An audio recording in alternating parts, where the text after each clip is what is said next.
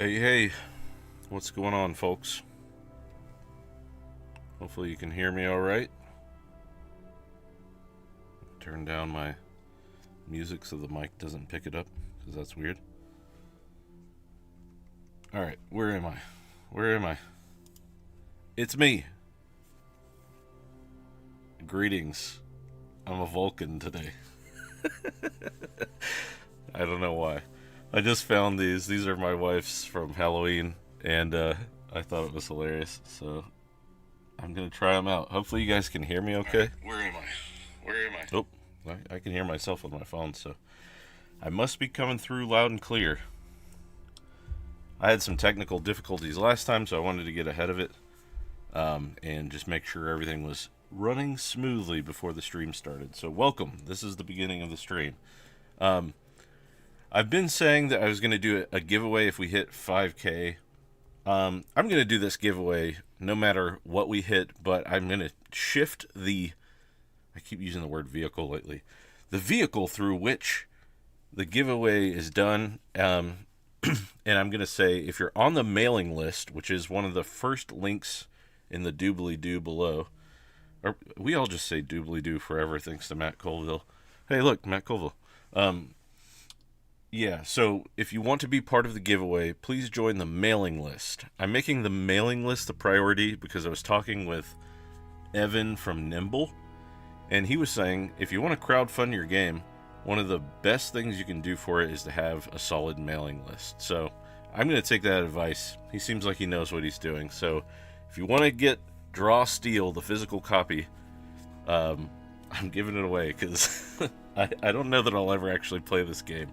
It seems cool, but it's not really for me. I'll just put it that way. All right. Anyway, get that out of the way. You'll have to forgive me. I was sick, and then I got better again, and then my kid got sick, and now I'm sick again. So that is the way of parenting, apparently. So I'm going to be drinking some hot tea that my wife made me, and hopefully you can understand me despite my stuffiness. But, yeah. Great video. Thanks, Frank. Can't hear your music. It's more just like ambiance today. I'm doing a little witch bolt. I'll turn it up a hair, though. It's just like sounds and dungeon synth and stuff. It's not too important to what we got going on. Live long and prosper. Thank you. What's up, Swords and Stones? Dance, Vulcan dance. Do Vulcans dance? I don't know. But they probably do, like the robot. That's my guess. What's up, man? There's a lot of people here. This is cool. Hey, howdy, Whispering Wisp. What's up, Phil? What's going on, Marlos Santos? Thank you. Love the ears. Oh, I'm glad they're hit. I just kind of saw them laying there, and I was like, this would be kind of funny, right? Why not? Okay, so let's take a look at the game I've been working on, 7 Delving Sins. We got some art in development by Rob McNeil, and I'm super excited to show it off. Yeah, hey, what's up, Jorfdan? I'm writing a game called 7 Delving Sins, and I'm going to show off a little bit of it today, so let me get the big screen up. But before I do, these are some of the things that are going to inspire the tables that I'm working on today. These are some fun little resources. If you need to ever generate something in your world, these 3 books are amazing. Knave, 2nd edition, I've used many, many times. Cairn, 2nd edition, just has some great game mastering tools, world building tools, and the Perilous Wilds I just got in the mail, and I'm already in love with it. It's a really cool tool. Yeah, I know the PH is silent. I'm just teasing. Okay. Let's go to stuff on screen. I give these really official names so that I don't forget what's going on. Okay, I'm not going to go to this yet. So this is 7 Delving Sins. If you haven't seen my dev updates, check out the mailing list. They're on there. I'm going to try to do those weekly, if not weekly, definitely monthly. And basically, Okay, so this is the game. Here's the basics. It's funny, this has already changed. It says we care about 3 basic numbers, which is mostly true. We care about 4 basic numbers now. You want a 7 or better, you roll 2d6. If you say your intent, there are no skills, no stats. You just say what you want to do. If you get a 7 or better, you succeed at your intent.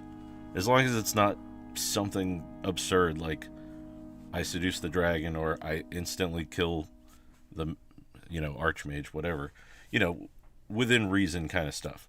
If you get a 6, then you've just missed the mark, and you build up personal sin plus ones that can be spent all at once to try to succeed. 11 is a crit because that's actually the 5% range on a 2d20, so it feels better than just saying like 12 is a crit, because 12 is like less than 3%, I believe. It's like 2.8. Or boxcars, you get to use your class ability for free. So those are the basic things to the game. And we got a little note here by Kind of Old. Yeah. I saw this earlier. These are the percentage chances of the 7 sins complications. I moved them around a little bit because I thought like giving into power isn't going to work for every situation, and overindulging in something isn't always going to be super interesting. So I moved those to the outside. This is kind of a live dev update as well, I guess. I feel like pride, overconfidence in one's own abilities is going to be pretty common. And then like taking the obvious bait should be pretty common, or giving into chaos. Undermining the company, I only put further down in this case because you might be playing solo or co-op, and it's just like, sorry, bud, I'm going to do the thing that undermines what we're doing here. Anyway, action economy, it's a 2-action game. There's some fiddliness in here. That's where we get into like combat, but, still pretty clean. That's probably like a half a page or one of those little boxes spread that will be easily enough to adjudicate in the moment. And the idea is that I want most of this to fit in the player's or the game master's head. And I'm calling the game master the overseer, because in most cases the idea is that you're not really game mastering, you're co-op running the game with someone. It's for like whoever does happen to show up when your game falls through. So I did some changes to ancestries. We've got Beetle Folk now by popular demand. I've changed some of the wording for armor. Armor now has hearts. That was just easier, I think, to comprehend than uses. It started to get a little clunky when it was like, you block a certain amount, you can use it a certain amount. So now it just has hearts. Excuse me. I think the thing I want to focus on today, though, a lot of the core elements are coming together pretty strongly. I want to focus on some tables today. So we have like our gear tables. So one of the ideas with this game is that you're generating stuff to be discovered on the fly. Because like I said, if you're playing co-op, you still want to be surprised as the dungeon master. You still want to like have that sense of the unknown discovery that exists in a normal tabletop role-playing game, even if you're playing along with someone else. So there are a lot of solo games that do things like this, but I've just not been super happy personally with the way that they go about it. My hope is to create very simple, straightforward tables that are still, I'm going to steal a Dale Kingsmill term here, vague and evocative enough to sort of like, collaborate and inject your own story in the moment. So even like, here's an example. There was a time when I was looking at the D66 gear table, and yes, everything uses D6s, so I had to stick to those parameters. And my thought was like, I want you to be able to roll maybe 2 or 3 times on this table, and you could combine some things. Now, this one's probably not a great example, because, if you got like backpack scissors, there's only so many things that's gonna be. Yeah, like a backpack full of scissors is a weird one. But I thought, like, even if you wanted to like generate a magic item, I want everything to be usable or reusable even. So like, here, I'm gonna jump around. This is my inspo table building, right? And this is a live doc that you guys can edit. It's in the Discord. And sorry, let me get a sip of tea. My voice is already killing me. This could be a shorter stream. So keep the bell curve in mind. Since we're only working with D6s, we have, you know, a D6 table is 6 different results. I just wrote this out for folks who aren't super familiar with it. And then if you have things that you can mix together and roll twice on, like the magic system, for instance, I should have showed that one. Let's jump down to magic. So whenever you find any sort of magic or gain a magic spell, you roll on this D66 spell spark table. So I'm going to roll twice, right? I got a 2 and a 4. So 24 or 42, whatever you want to do. So ice, and then 4-1. Ice and magma. That is a weird combination and might not work super well. I do encourage people. This is not a finished table by any means, but I encourage people to roll again if it doesn't work out. So let's roll the second one. 2-5. Find. So yeah, we got them right together. Find ice, or ice find. So you have a spell that's these two ideas combined. It could be that you could just always find ice, and that's super straightforward and simple. But it could be things like, you know, I'm trying to think of a really good example for find ice. You plant ice on someone's body, or you freeze them a little bit with this spell, and then you can find them later. Or like you freeze an item, and you always, like on the roof of the cave, and you always know where it is, and if anyone takes it. I don't know. That's kind of a weird one. But the idea is that these spark tables generate a spell, or like they create some parameters for the use of spells, but allow you to be creative within those parameters to figure out what this spell means to you. So anyways, jumping off of that, the idea here is that when you're creating any of these sort of tables, you can multiply these results by having someone roll a couple of times on it. You know, like a 3d6 table of 16 results turns into 256 results. Which brings me to the next point here. I'm designing some tables that I want to create for discoverability. And let's go down to it here. Dwellers. Okay. What you find, this is not the end all be all table. I just jotted this down real quick, but this is the one. So like if you encounter something in a dungeon room, right? We have a D66 dweller encounters. And thanks to Ducky from Peasantry, we came up with the terms delver if you're a player character, and a dweller for all other sort of creatures that dwell in the dungeons. And I just like the delver and dweller. It's a nice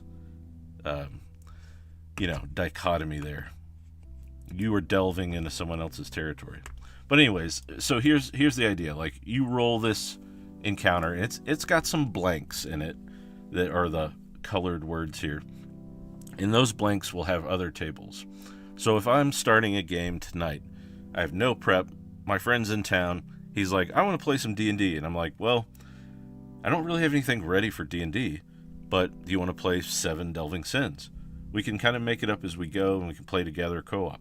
And he's like, okay, that sounds cool. How do we play?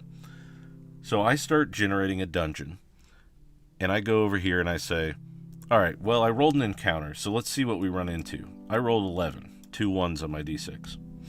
And this one says, 2d6 dwellers are bickering and on the edge of mutiny. You notice an object they don't. So there we've already created a scene, but now we get to decide, what those delvers are. I don't think I have that table anymore. I think I'm working on it. Oh wait, maybe this is it. So we can go down here and roll. We have a 3d6, which is a bit of a weird one, but let's go 4, 10, 14. We have some jellies bickering. That's a weird one. So maybe they're just making weird sloshing, gloopy noises. And you can tell just by the way these things are animated that they're fighting over the remains of another Delver's body. And there's like the red jellies are on the right and the green jellies are on the left, and they're picking apart these bodies of these dwellers that came before you. And you notice an object. So today I'm going to create some of these tables, or I'm going to try to work on some of them and generate some ideas, some basic ideas for what the objects are. Artifacts are like my magic items. Loot is just mundane stuff. Spells, and then I have, I think, layers. Yeah, some of it's like a little bit flavored, like cursed artifact, abnormal, hazard. Actually, let's look at hazards today, because I think hazard is like a good way to create, like, I think I spell it out here. Yeah, these are my design principles and keywords, generic terms. Hazards are things to be overcome within like a dungeon. So they could be natural hazards. I started to build them out. Where are they? Natural hazards, magical, physical, something impassable, caused by dwellers, caused by erosion or time, spell effects, creature habitats, hidden problems, and random events. How many is that? 1, 2, 3, 4, 5, 6, 7, 8, 9, 10. I need an 11th. But yeah, it also have like, oh hey, what's up, Peter? Tales from Elsewhere and Isor. You entomb yourself in an icy hibernation and glimpse a vision of what you seek. See, that's super cool. Yeah, like increases your armor or something for a bit, and then also grants you like sight into something. That's super cool. It's almost like a what are those called? Like augury, mixed with like a protection spell. See, there you go. You've got the idea. These are spark tables. Hey, welcome to the live stream, Peter. I'm glad you finally made it. Sorry guys, I'm battling this cold today, so forgive my everything.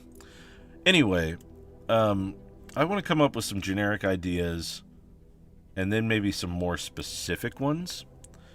And I don't know if all this will be super interesting to watch on the stream, so we may just throw it out to you guys. And I was going to say, by the way, if you ever want to get involved in this on the Discord, I have a link to this doc, this Google Doc. And you're welcome to come in and like write some notes at the bottom, make your own table. And then, if I pull something from it and end up putting it in the main table, just leave your name and how you want to be credited for your entry. And that way I can credit you as someone who contributed to the game. Even if it's just, one result on a table that ends up getting tweaked a little bit, I'll still put you in there. Cool. Anyway, I wanted to look at some of this today. And I think what I'm going to do, I would like to try to be inspired by, where's my thing here? I'm going to change cameras. By these books. These are my go-tos for whenever I'm trying to write something and put it in a dungeon. And they've been a big help to me, but at the same time, like, I think my system here is going to be slightly different than the way any of these do things. I really want these to be interconnected. I want you to be able to roll a couple of times and mix and match and create really cool results. And again, these are all going to be D6 or 2D6 tables. So I'm working with the limitation of this die right here, because that's the whole game. If you carry one of these around in your pocket, you're waiting on a flight, you're stuck at an airport with your buddy, you guys can play 7 Delving Sins with 1 or 2 of these. That's it. Like I've been doing, you can double roll, whatever. Anyway, let's open the Perilous Wilds and take a look inside, because they've got some really interesting tables on danger and hazards. Hopefully you guys can actually see this. The type is a little small. So yeah, theirs is a roll 1d12 3 times for category, subcategory, and specific prompt. Now, I could do something similar to that, but I think what I want to create is these sort of spark tables that you can just roll on twice. And I think what will be cool is, like I was showing here, switch back for 1 minute, stuff on screen, is if, you know, you roll on this basic encounter table to create this, to set the scene, sort of. A dweller protects a precious artifact that grants prolonged life. And I may even just change that to a magical ability. So it's less specific.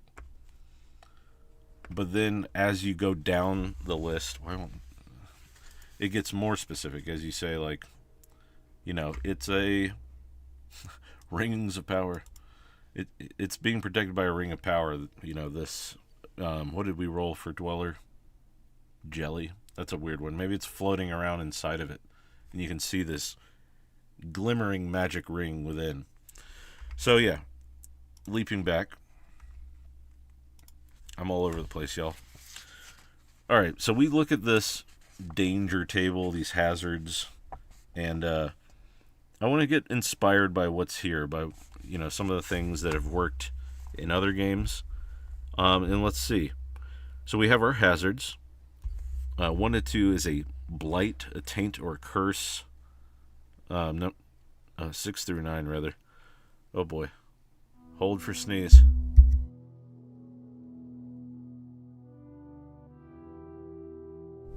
Okay, sorry. A magical or natural. These are the unnatural ones, rather. And planner, elemental, divine, deity. Then we have things like oddity-based, page 53. Tectonic or volcanic. Unseen pitfall, chasm. And, yeah, hold on one.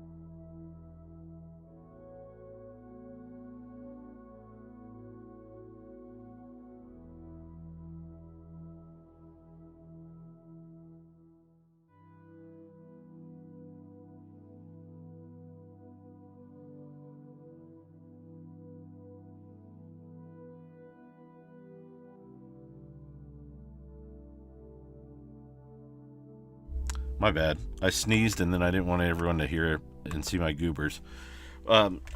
Yeah, so basically what I was saying was, like, I think we could even distill some of this down from,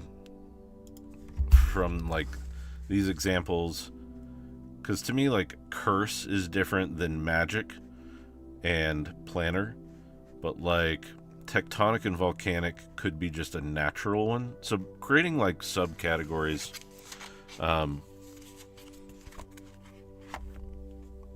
Yeah. So let's go back to stuff on screen. My official name for this.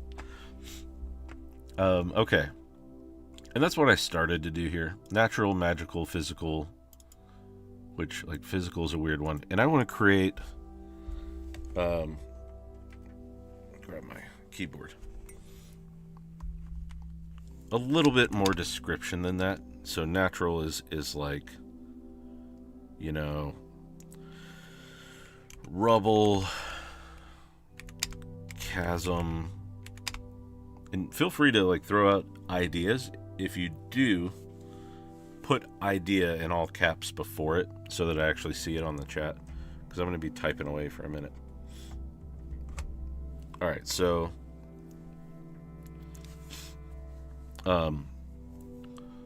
rubble, chasm, I'm going to just say river, and rubble, chasm, river, you know, like formation. I don't know. That's maybe a weird one. We can work on that later. Magical, like spell, effect, nullify, or amplify. Wow, that was a miss. I gotta move Knave because it's making my mouse do funny things. Goodbye for now, Knave. Have at thee, Knave. Physical. And I'm just gonna say this is like harm, destroy, like an item or something. Man, this is the problem with switching between 3 keyboards all day. Idea: angry beavers. For nature? Okay, yeah. Like animals or something, right? Is that kind of what you're saying? Or like a habitat?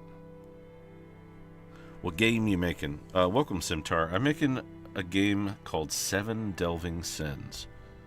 It is a rules light dungeon delving collaborative co-op RPG. I don't know what else to call it right now. That's a mouthful.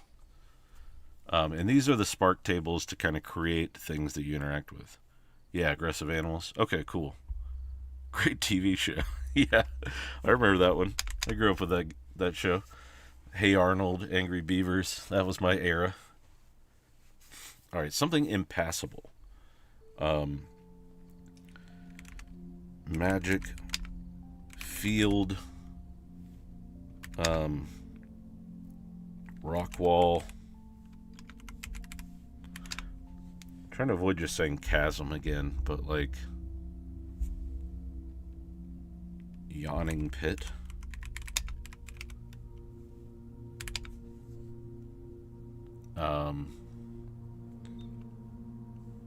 Teleporting zone. I don't know. Something caused by dwellers.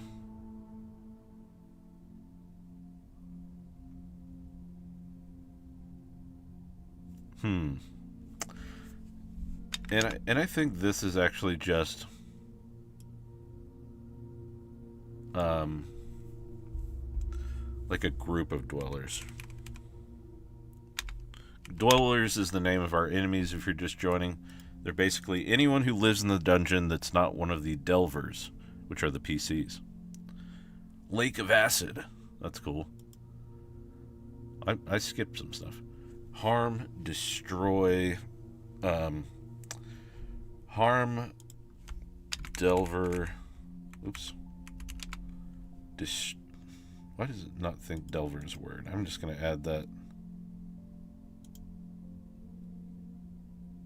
Oh, it doesn't let me. Delver. Alright, whatever. Destroy gear. I'm going to say slow or hinder. Hinder is the word I like to use for this game. Hinder. So basically we have like harm, destroy, hinder, or kind of like block path, which sounds similar to impassable, but my thought is like, actually let's do this. Locked. It's like a door or something that needs to be gotten around. Delver and Dweller is a cool concept. Dwelling Delver? Yeah, like I said, Ducky from Peasantry. If you haven't checked out Peasantry, it's a really cool game. We were brainstorming one night and I could not find the word, because I had just foes, but foes makes it sound like they're already hostile to you, and I didn't like that. And the NPC or the PCs, since it's 7 delving sins, they're already called delvers, so we came up with dwellers, and I've loved it. It's perfect. You dwell in a place, it's your home or your base or your, stronghold, whatever, and the delvers are intruding, and you get to find out if they're friendly or hostile.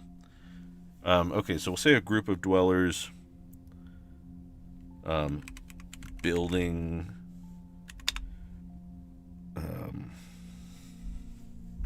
oh man, I'm trying to think of a way that doesn't just turn this into what we already have, which is this encounter table.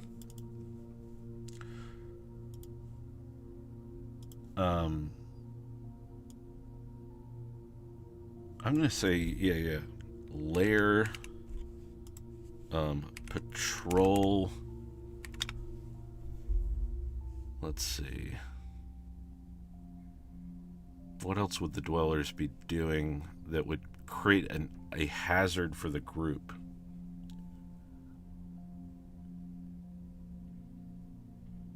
And kind of like a stationary one at that. Even patrol is like, they could be patrolling through a hall or a room in the dungeon. That makes sense. A lair definitely makes sense. And it's okay if these tables sort of bounce you around to other ones, because then it creates a fuller scene. Frenemies.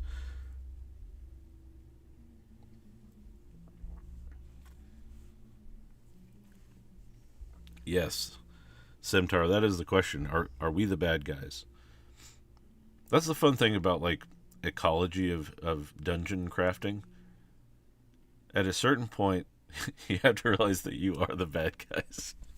There's an ecosystem down here, and you are the foreign entity in it. And you're just there to steal their treasure, basically. This game does not... I'll just say, this is a last-minute kind of game, so you just roll stuff up to see what happens. It's going to be very hack and slash. It's going to lead to a lot of fights, and that's okay. There will be things you can roll on to try to, like, sort of negotiate and things like that. But it's going to be fairly, like, gamist, video gamey. Not video gamey is not even the right term, but, like, classic D&D. You go in, you get the loot, you kill stuff in your way if you have to. All right, lair patrol. I'm going to come back to that one. And this is my signifier that I need 2 more. Caused by time and erosion. So yeah, this is like collapsed, overgrown.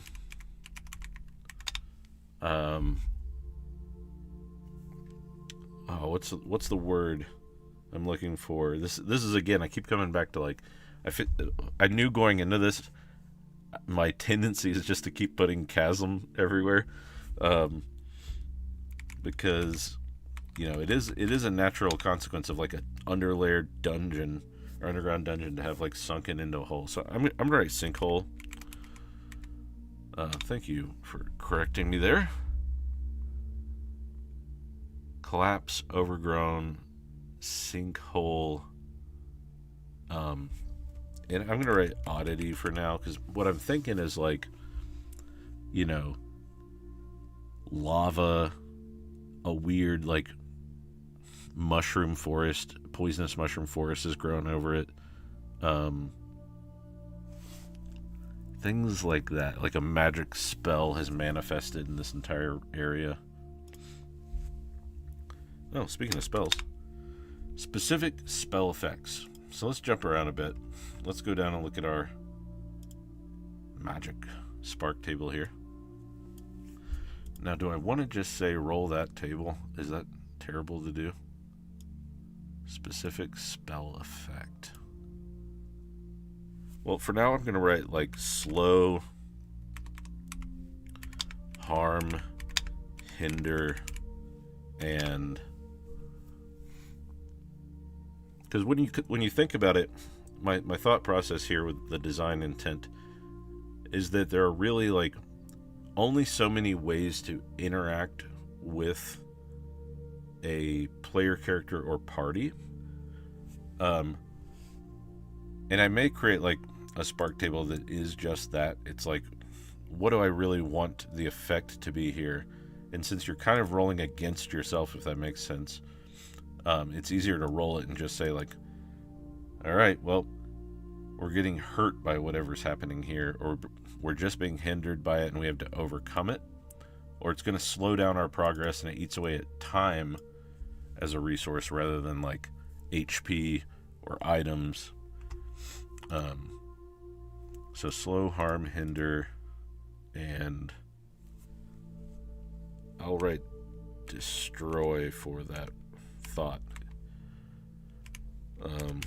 If that makes sense. Okay. And then I'll put an asterisk here to say roll spell. And that can create the flavor for whatever this is. Then you'll go over here, you'll say, alright, well I rolled a spell that slows us down, and I got Ruin Spark. So there are like lightning coming out of the ruins of this ancient temple. And it slows us down, it gets in the way, it causes us to eat up time, spend whether it's like rations, torches, whatever, in order to get around it and overcome this obstacle. A creature habitat. Is this going to be different than this? Or this? I may have to like rethink these. Again, this is brainstorming session. I will go in and clean this up in post. Oh, see you, Jorf Dan. Thanks for joining us. Hopefully we'll see you around again soon. I'm dropping everything. Thanks for stopping in. We are always the bad guys, Sword and Stone says. Okay, creature habitat. I'm just going to say lair.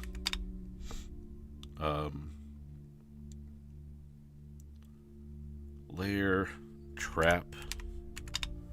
Wow, my keyboard is on Bluetooth right now, so I can move it away when I need to use the other cam. It's going lair, trap. I also do want to create some that are just like social, so like I'm gonna write social for now to remember that later, but like a way that maybe this habitat you can interact with it to like, I don't know, scare off a bunch of monkeys or something. Again, super loosey-goosey on this. Lair, trap, social, and they don't always have to have 4, but I'm going for like 4 as a base right now. Lair, trap, social. If you guys have any thoughts, throw them out. I'm treading water on this one. I'm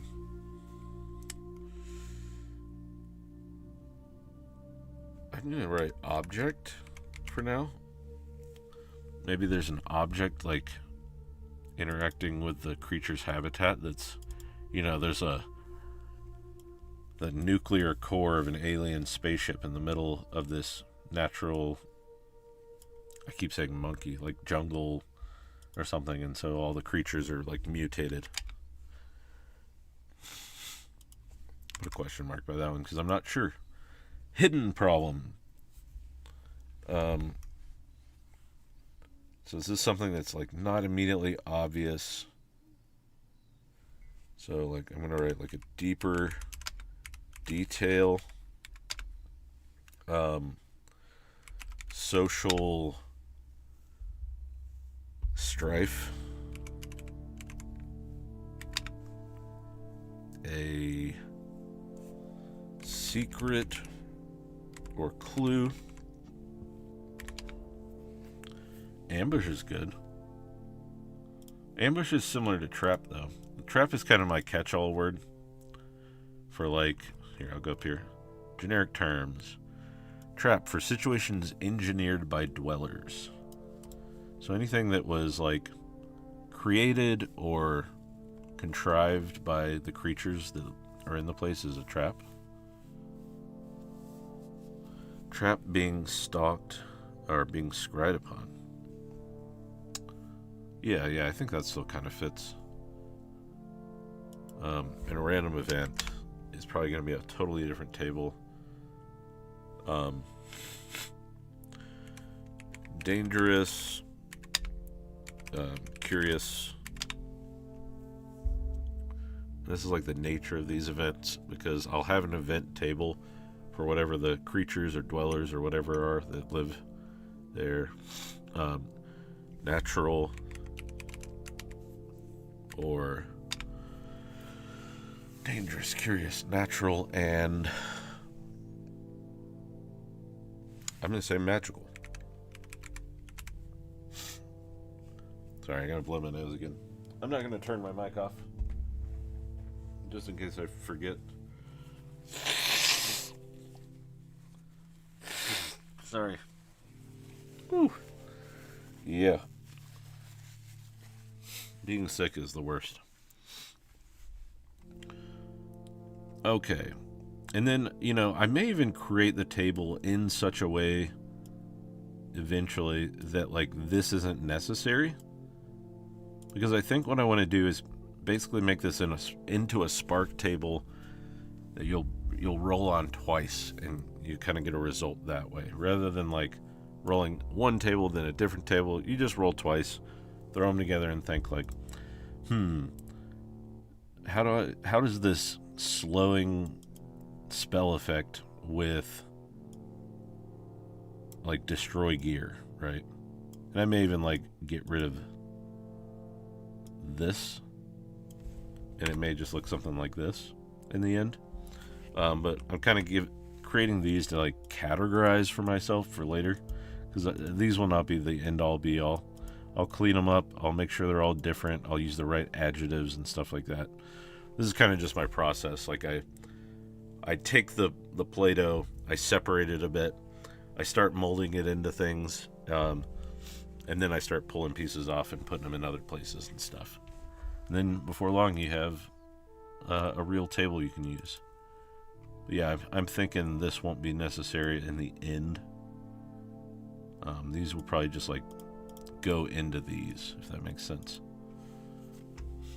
Okay. I'm going to be real with you guys. I feel awful. I feel terrible right now, and I'm probably going to go lay down. So this may be a short stream today.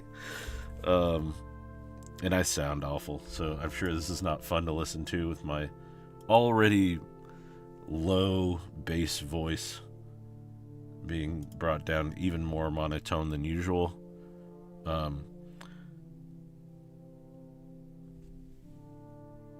What did you say?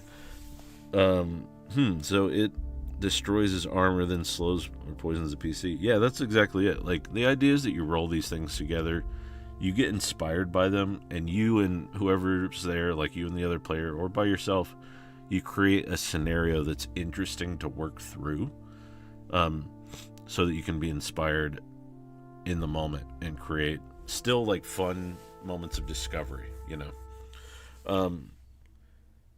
But yeah, I think I'm gonna wrap up for today. I just feel awful, and I wanted to do a Friday stream, but because I've been doing one every Friday, but this is I'm being hit very hard at the moment, and yeah, I'm sure you guys are not having fun listening to me like this.